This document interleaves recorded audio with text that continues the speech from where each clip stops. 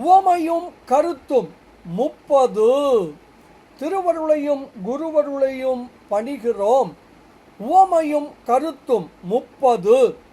குடாகாய ஆகாய கூத்தாட்டு ஆம். இந்த உவமையை சிவஞான போதம் எனும் நூலின் 2வது நூற்பா 3வது கூறு 9வது எடுத்துக்காட்டு வெண்பாவில் அருள் திரு மெய்கண்டார் கையாளுகிறார். உவமை என்ன சொல்லுகிறது? ஆகாயம் என்பது வெளி, ஸ்பேஸ். குடத்தில் இருப்பது அந்த சின்ன ஸ்பேஸ், அது குடாகாயம். அதைவிட பெரியது புறத்தே இருக்கும் வெளி, எனவே அது மகாகாயம். குடம் உடைந்து போனால் அதனுள் இருந்த ஆகாயமான குடாகாயம் மகாகாயத்தில் ஒன்றாகிவிடும். இதுவே உவமை. சரி, இந்த உவமை விளக்கும் கருத்துதான் என்ன? குடம் என்பது இங்கே உடல்.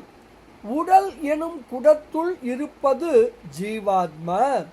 இது குடாகாயம் போன்றது.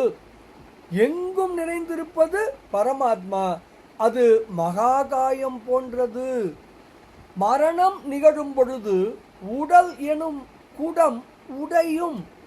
அப்பொழுது ஜீவாத்மா பரமாத்மாவோடு ஒன்றிணையும். எனவே மீண்டும் பிறவி இல்லை. இப்படி ஏகான்மவாதிகள் போன்றவர்கள் விளக்குகிறார்கள். இந்த விளக்கம் ஏற்புடையது அல்ல. அப்படியானால் உண்மைதான் என்ன? குடம் என்பது உடல்தான். ஆனால் அது பருவுடல் அல்ல, நுண்ணுடல், சூக்ஷ்ம சரீரம். எனவே பரு உடல் நீங்கும் பொழுது இந்த ஆன்மா பரத்தோடு இணைவதில்லை.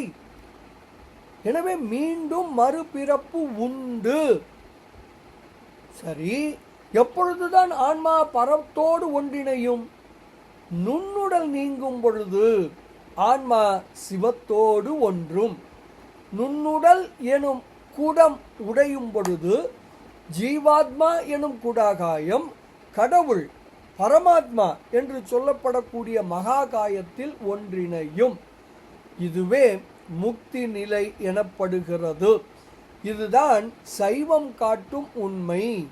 இதுவே இந்த உவமை விளக்கும் கருத்து ஆகும். இதனை சிவஞான போதம் எப்படி கூறுகிறது தெரியுமா?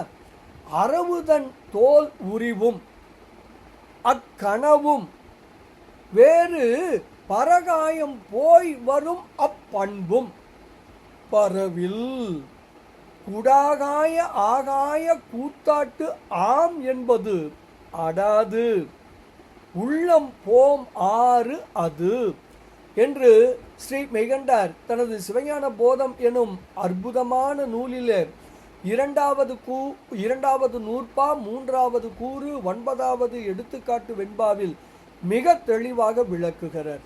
நுண்ணுடல் நீங்குவோம், பரத்தோடு இணைவோம், சிவானந்தம் நுகர்வோம். திருவருளையும் குருவருளையும் பணிவோமாக. சிவாய நம. திருச்சிற்றம்பலம்.